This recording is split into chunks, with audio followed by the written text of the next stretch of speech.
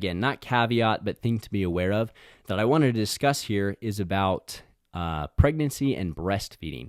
This, again, was not something I intended to talk about as I was initially writing out what I hope to talk about in this podcast. But I recently took on a new client who is a breastfeeding mother. And it was funny, actually. We got, our initial email correspondence and things. I asked her some questions about her health and fitness habits and what she does now. And it never came up until we were on our Zoom call with each other. She says, "Oh, by the way, I am breastfeeding still. Does that change anything?" And I kind of had to laugh and scratch my head. I said, "Yeah, absolutely, it changes anything. And I need to probably become more aware of how that changes things so that I can give you a good idea for what to do." So recently I've been diving into the research, reading my nutrition textbooks about what sort of strategies and calorie output is placed on the body by means of pregnancy and breastfeeding. And fortunately, it was relatively simple. Again, this is a manipulating body composition episode, so I'm not going to speak currently on the micronutrient, the vitamin and mineral requirements of pregnancy and breastfeeding. However, when you are pregnant, it is beneficial to gain weight. It is beneficial to gain weight. During the first trimester of pregnancy, it's common to gain about 1 to 4 pounds, so not even really much at all. But then in your second and third trimesters, it is encouraged, healthy, beneficial to the baby for you to gain about 1 pound per week. And the current nutrition protocols say that the mother should aim to consume about 350 calories above what her maintenance calories are to achieve this change. Now, you might remember, just briefly ago in this episode, I said that 500 calories per day was the deficit that we want to lose 1 pound per week of fat. But now I'm saying that 350 calories is what we want to increase to gain a pound of weight. And the reason for that is simply because when we're growing in pregnancy, when you're gaining that 1 pound, it is not just body fat, so it's a little different. In fact, I'd hope to talk about this just briefly to encourage mothers. Some mothers are unfortunately scared and really try to minimize the amount of weight that they gain during a pregnancy. But if you begin a pregnancy at a healthy body weight, it is encouraged, it is optimal for you to gain about 25 to 35 pounds during your pregnancy. In fact, even if you are overweight or obese, you still ought to gain weight during pregnancy. You should not try and encourage fat loss during pregnancy, and you should gain 10 to 15 pounds even if you are overweight or obese during your pregnancy. Now, for a healthy woman, actually, let me insert this here. If you are underweight and you are not of a healthy weight, so you're below that healthy weight when you get pregnant, you should gain 35 to 40 pounds during your pregnancy for the optimal health of the baby. Now, again, going off of a healthy woman who's gaining 25 to 35 pounds during a pregnancy, that comes in a variety of ways. Now, the first portion of that is, of course, probably about 8 pounds, 6 to 8 pounds is going to be the baby itself. That's very obvious that we gain weight in that way. But then we're also going to gain 4 to 6 pounds just in the increase of breast and uterine tissue. Right? Of course, your uterus as a woman is going to grow to encapsulate this large baby. That is an increase in tissue. Your breast tissue grows in preparation for breastfeeding the baby. That is going to account for about 4 to 6 pounds. You also are going to increase the amount of blood supply you have in your body so that you can properly nourish the baby. That is about a half a gallon of blood, which is 4 pounds.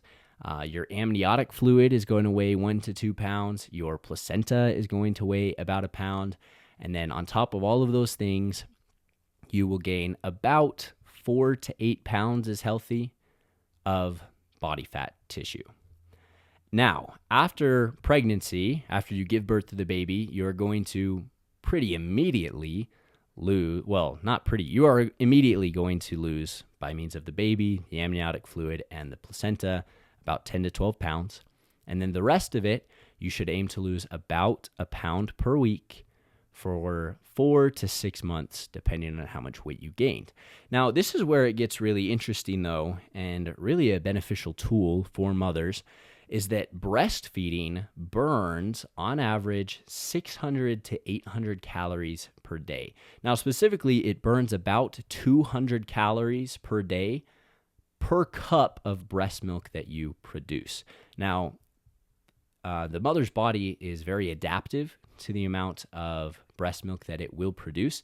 This is why mothers are able to adequately breastfeed twins or even triplets, is because their body will adapt and make as much as is demanded. Now, it's pretty hard to find out exactly how much breast milk the baby drinks each day unless you are pumping and bottle feeding. In that case, you could figure out exactly the volume in cups of breast milk that you feed to your baby each day.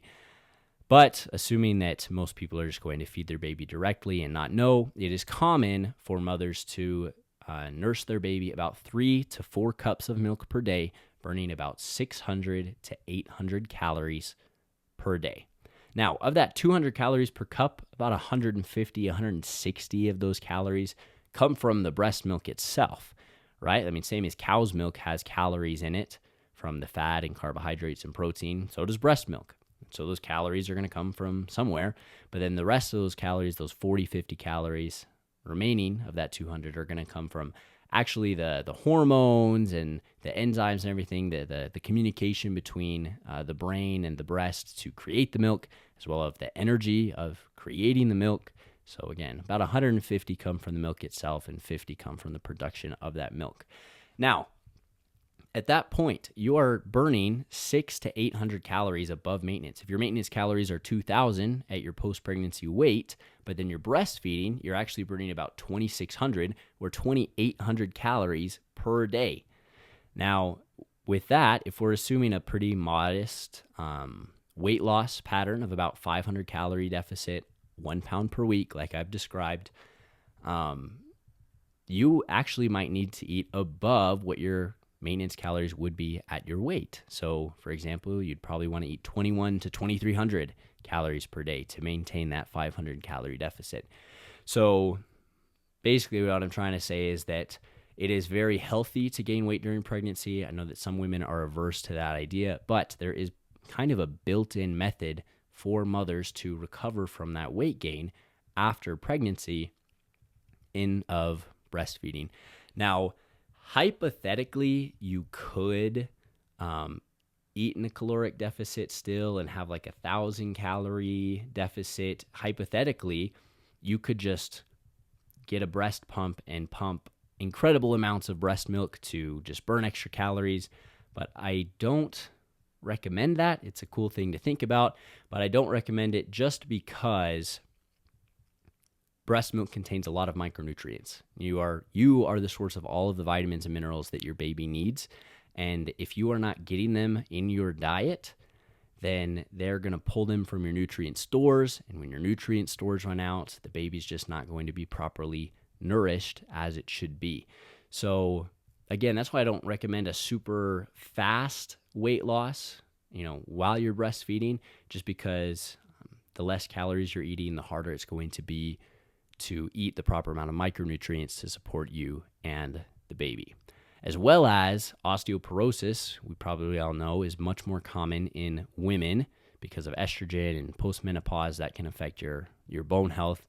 But during pregnancy and breastfeeding, if you're not eating enough calcium, especially, your body will literally just pull the calcium from your bones. The baby will get the calcium it needs, don't get me wrong, but it will take that calcium from your bones, which increases your risk of osteoporosis in the future. And that's obviously not ideal.